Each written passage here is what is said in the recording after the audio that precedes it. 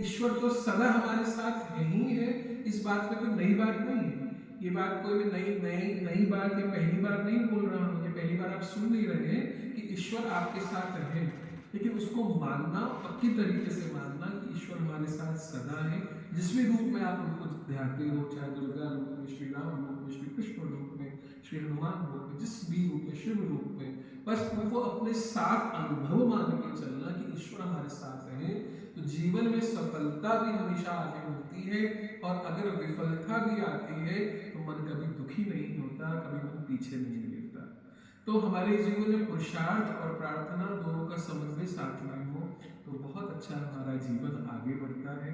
तो आप सभी लोग बैठे हो और आप अपने परिवार के जनों को, अपने बच्चों को, अपने मित्रों को यही संस्कार, यही शिक्षा दो कि हम हमेशा ईश्वर के साथ अपने जीवन को आगे बढ़ाएं। ईश्वर हमारे साथ है, इस बात को हम पक्की तरीके से मानें। पुरुषोत्तम मास का महीना चल रहा है, भूमि जहां पर स्वयं भगवान श्री कृष्ण अंतर्ध्यान हुए, उस क्षेत्र की महिमा के बारे में वर्णन हो रहा है कि सोमनाथ भगवान कैसे प्रकट हुए। देखो, जब हम नाम सुनते हैं किसी का तो उस नाम के साथ हम लोग स्वयं भी प्रविष्ट हो जाते हैं। तो आप जो जो कथाएं सुन रहे हो ना, भले आप वहां पर भौतिक रूप से, पांच भौतिक रूप से, शारीरिक रूप से वहां नहीं पहुंचे हो, लेकिन आप मन से अगर चिंतन करो तो उसका पुण्य भी आपको उतना ही प्राप्त हो जाएगा। यहाँ पर पुनः चर्चा कर रहे हैं, पुनः चर्चा करके बता रहे हैं कि ब्रह्मा जी के मनुष्य रूपा हुए, मनुष्य रूपा की 5 संतानें हुई। इन 5 संतानों में स्वयंभुव, मनु, तानपाद, प्रियव्रत इत्यादि हुए। देवहूति, आकुति, प्रसूति।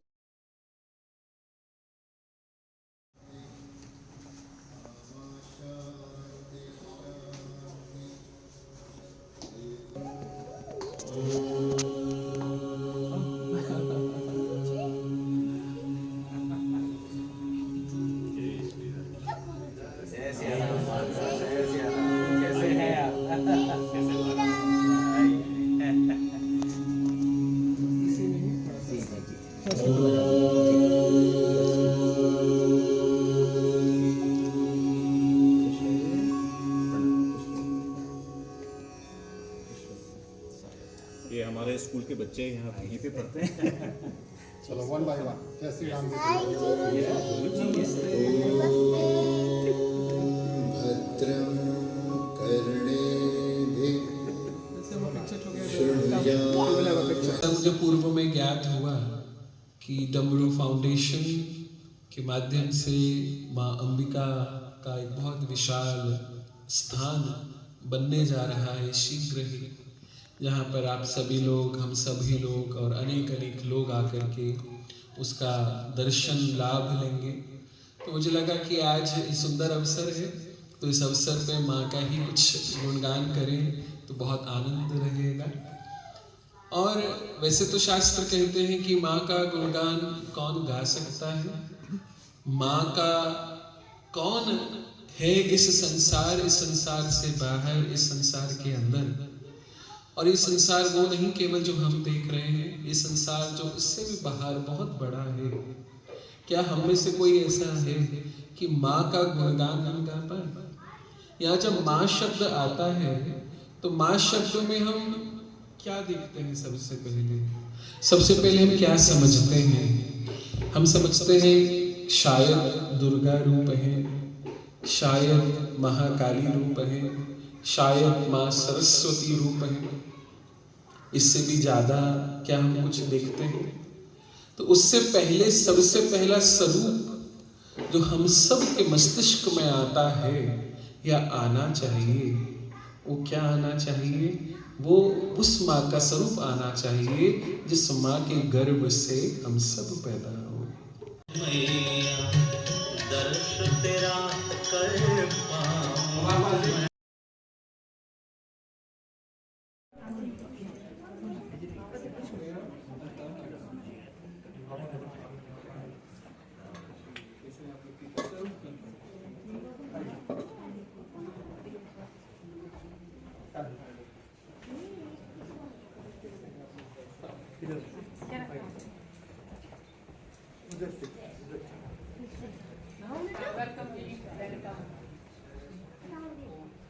के हम बालक हैं जन्म जन्म के, हम बालक हैं जन्म जन्म के, हम बालक हैं जन्म जन्म के। शरण पड़े हैं तेरे अम्बे,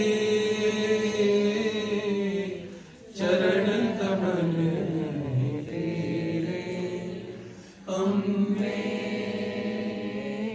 चरण कमल तेरे। उमा में पहुंचते चले गए। ब्रह्मा जी का मतलब समझते हो क्या होता है? ब्रह्मा जी का मतलब हम साधारण रूप से समझते हैं कि जो पूर्व में पंचमुखी ब्रह्मा थे, जो आज चतुर्मुखी ब्रह्मा रह गए, जो ब्रह्मा वेदों के रचयिता हैं, जो हम सबके मूल पिता हैं, उन ब्रह्मा का अर्थ क्या है पता है? ब्रह्मा का अर्थ शास्त्र वर्णन करते हैं कि अगर आप ब्रह्मा जी को जानना चाहते हो तो उनको उनकी आयु से पहचानो कि उनकी आयु कैसी है।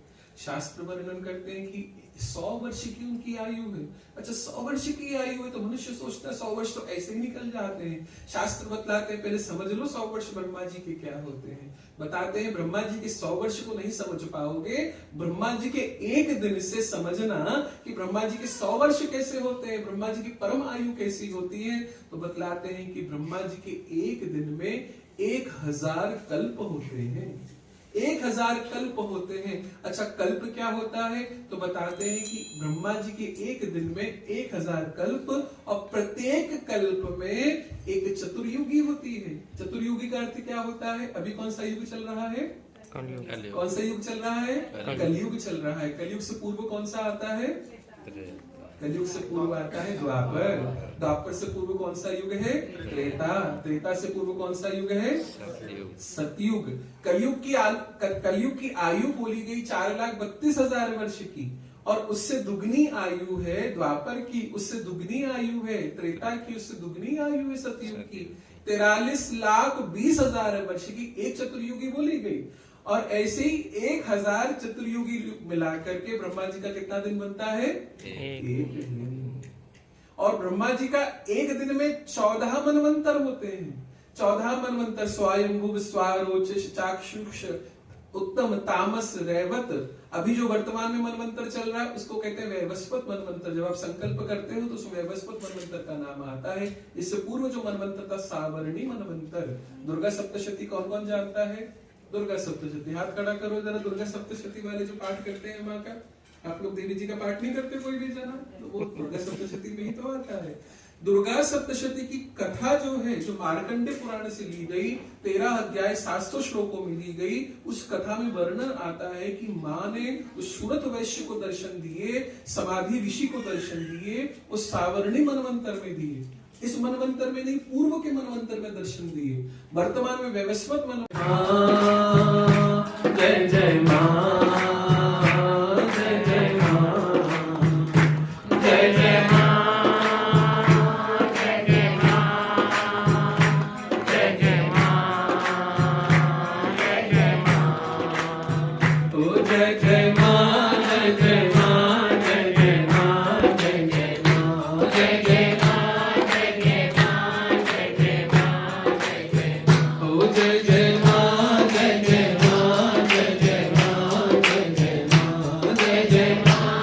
माँ, जय जय जय